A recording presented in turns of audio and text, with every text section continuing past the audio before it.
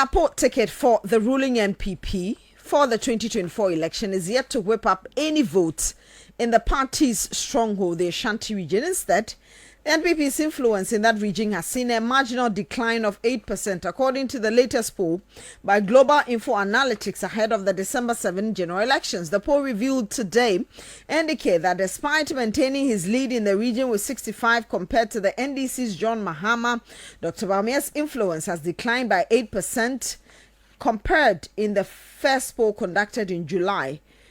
That was days after Dr. Matthew Poku Pempe was announced as the running mate. Executive Director of Global Info Analytics, Musa Dankwa, has been sharing more details on this latest poll.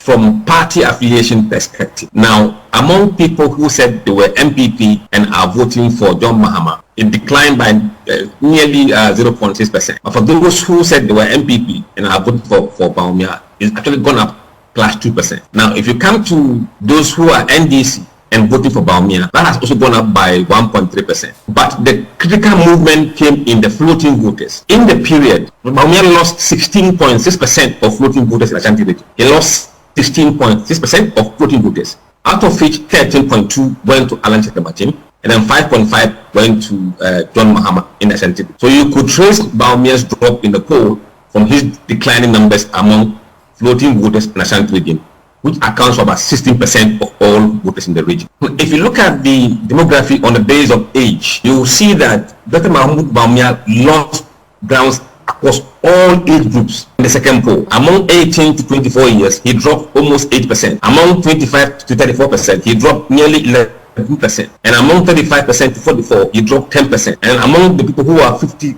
64 and above, it is a drop of 15%. And all the drop went to John Mahama largely, with the exception of 18 to 24, where Alan got plus 7%. So that's the Executive Director of Global Info Analytics, Musa Dankwa. Well, the NPP doesn't seem to agree totally, because Political Aid Vice President Dr. Bawumia Kofi Tonto says Musa Dankwa's polls over the period has been very questionable. Where I find it a bit interesting is that you've seen a shift among four candidates, and the shift, 95 or so % of that shift went to just one candidate within a region that is not his stronghold.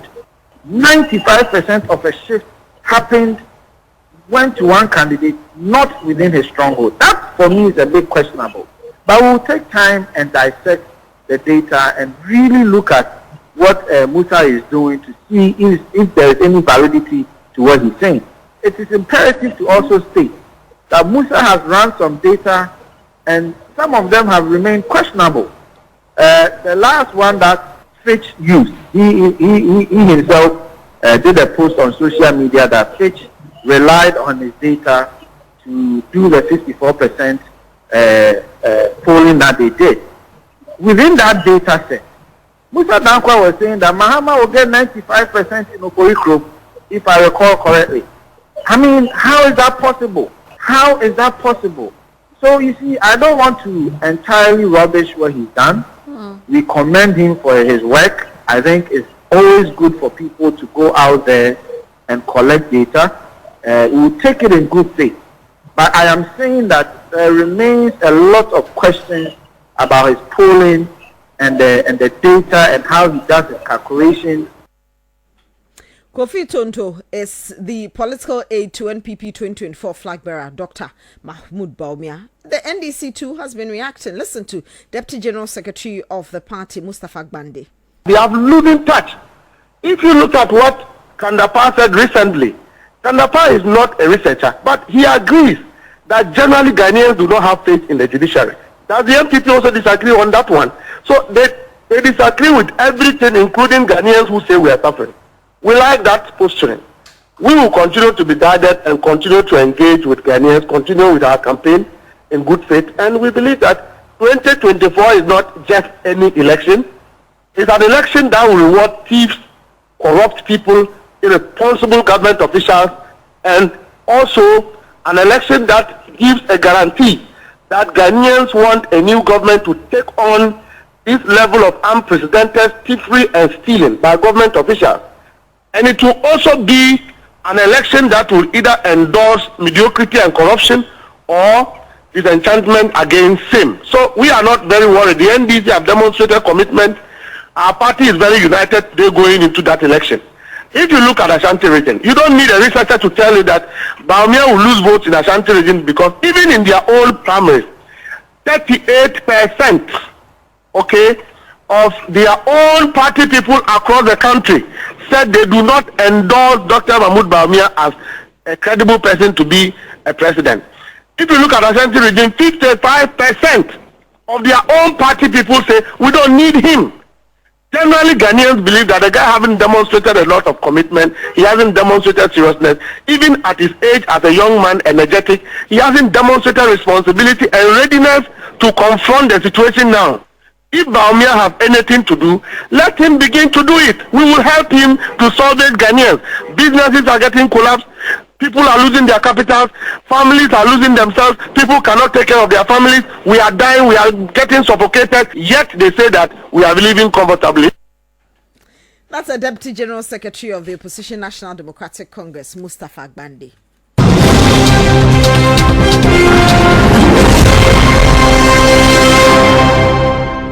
Paramount Chief of the Gonja traditional area, Yagbonra B. Kunuto Jewu Swale I, has lifted the ban on Damongo MP and Minister of Land and Natural Resources Samuel Abdullahi Jinapo following a plea by government delegation led by the Chieftaincy Minister Stephen Asamoah Boateng. 2 weeks ago, you recall Samuel Bujinapo was banned from entering the Jakpa Palace and all other palaces after he was accused of interfering in the Damongo Chieftaincy dispute and disrespecting the Yagbonra. That's more in the following report by Savannah Regional reporter Zion Abdurrauf.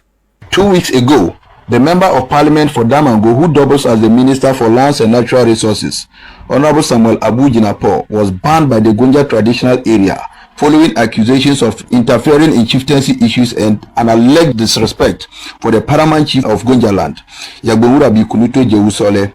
The directive meant that the minister was restricted from entering all palaces within the kingdom. In a press conference, the Yagbonra's interpreters emphasized the gravity of the situation and demanded an unqualified apology. Until he learns his tradition as a royal and learn how to respect the authority of the Yagbonra, and this statement is final and binding on all paramount chiefs within the Gonja Kingdom.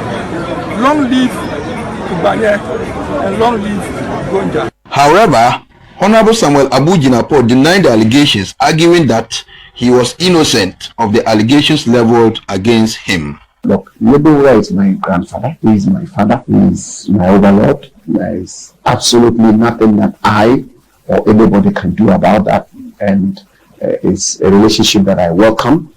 I said from the beginning I have extraordinary respect, regard, and reverence for the chieftaincy institution generally.